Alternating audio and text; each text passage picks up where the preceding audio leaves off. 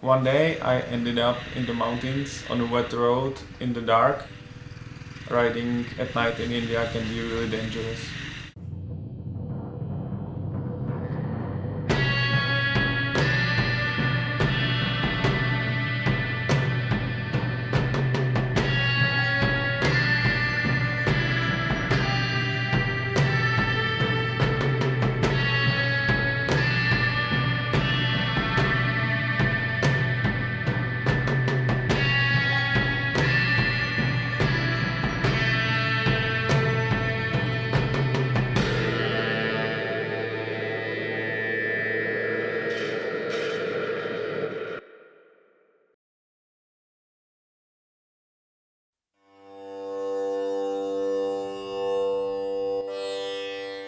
So the next day, I started my bike trip.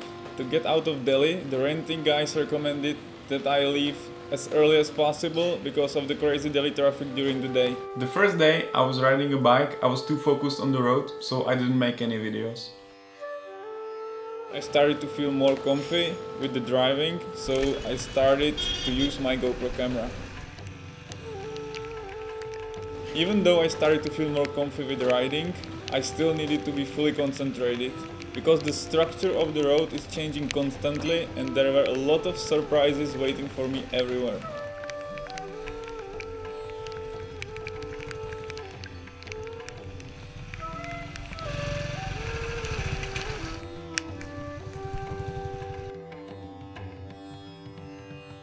Generally, most of the roads are loaded with vehicles and pedestrians who hardly move at all.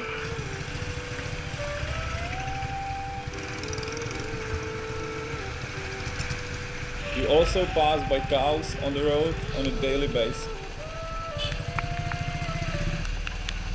Apparently, in some states, when you crash into a cow, you can go to jail for 20 years, so you better be careful. I was advised that if I get involved in any car accident, I should simply drive away. And if that wouldn't be possible, then to pay an amount of money to the victim rather than calling a police officer, as the process of the investigation in India may take years. The approximate value of a life in India is around 50,000 Indian rupees, which is around 80 euros. That sounded so cruel to me that I didn't want to even imagine this scenario. The road is also filled with the motorbikes that don't just carry one or two persons, but usually an entire family. Here you can see a woman holding her child in her arms while driving a motorbike, and the kid is just taking a casual nap.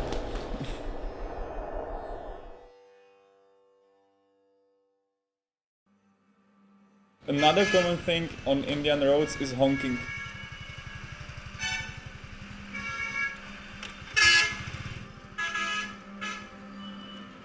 People honk when they turn,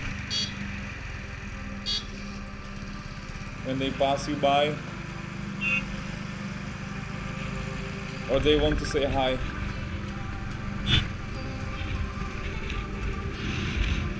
Or you simply don't want to get run over and die.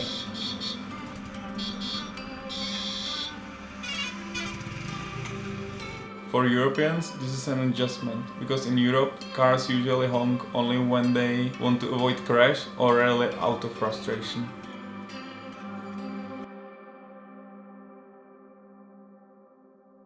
Because I left Delhi early, I managed to get to Rishikesh in one day.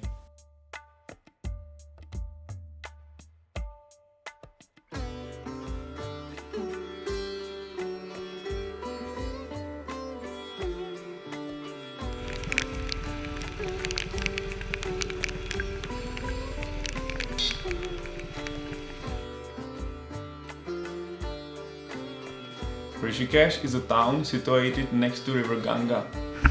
The famous Ganga where the dead bodies are being burned, but a few hundred kilometers further. So the Ganga in Rishikesh is clean. But since I was there during the monsoon season, the river got wild. Rishikesh is well known for yoga retreats. The hostel where I stayed offered yoga classes, and so I took a few lessons. I don't know if it was because alcohol was not allowed in the town, but Rishikesh was one of the most calming and peaceful places I have ever been to. During one night of my stay, I was just chilling on the rooftop and the hostel owner joined us with a drum and a guitar.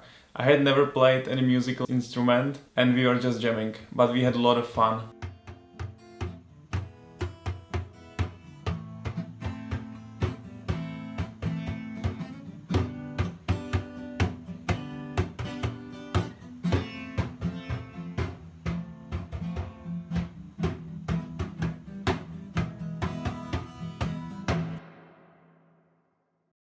In Rishikesh, I managed to meet up with Hamish and we decided to discover the surroundings.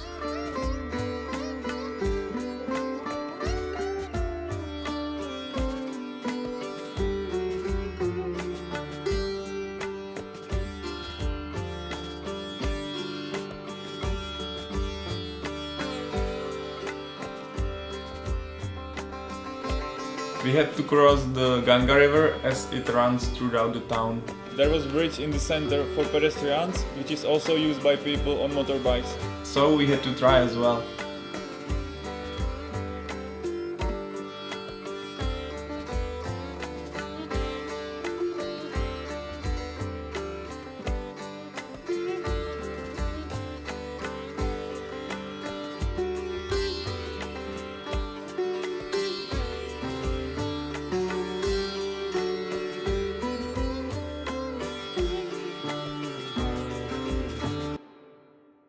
During this trip, it rained heavily in this part of India.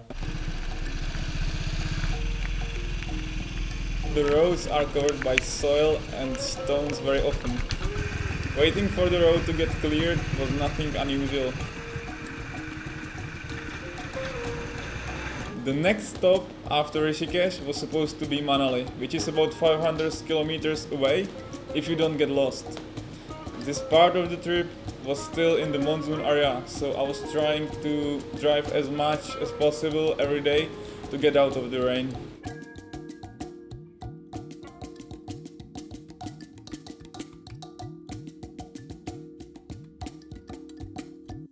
The common way of finding accommodation through booking.com or Hostelworld worked for me in the places I plan to stay for a longer time and were usually occupied by other foreigners. So on random stops, on way to get somewhere by bike, there was no possibility to book anything online. I knew there was a church in India called Gurudwara Sikh. This church is well known for giving free accommodation and some food to wanderers, so I took this opportunity. After driving for a whole day, I found the temple and tried to communicate with hand gestures to fix a place to sleep. I got a single room for myself. I also received free lunch, breakfast and dinner. During the meal, everyone sits on the floor in a big hall and there are people serving you. All the Indians can easily sit in Turkish seat. For yoga lovers, Sukhasana. For less flexible Europeans, this can be a struggle, but I still managed to finish my dinner. This system works on volunteers. They get financed by the donations of visitors and I was really impressed by this system. So I probably paid more than I would pay in a luxury hotel. The closer I came to Manali, the higher the road was.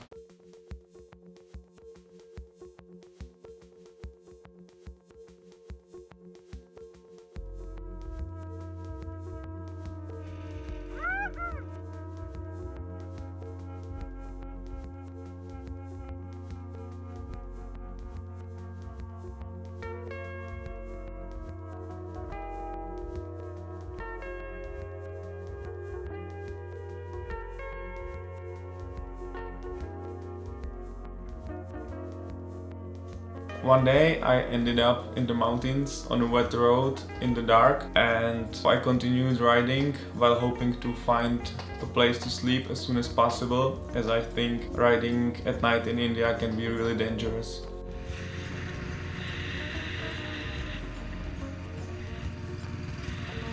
I was ready to accept any place to sleep and suddenly I saw a small temple by the road. I turned off my bike in the dark and went to ask if I could stay for the night. This temple was different compared to others. I stepped in and found just one priest who was taking care of it.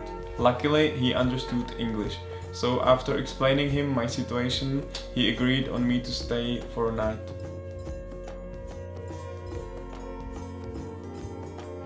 The temple was very basic. It consisted of one room, where the priest lived, and the chapel for praying. The priest told me I could sleep in the chapel, but said that I had to get up at 6 in the morning as people go there to pray. These moments remind me why I travel, and remind me that you can find friendly people everywhere. When they see that you come in peace and humility, they are happy to help you as much as they can.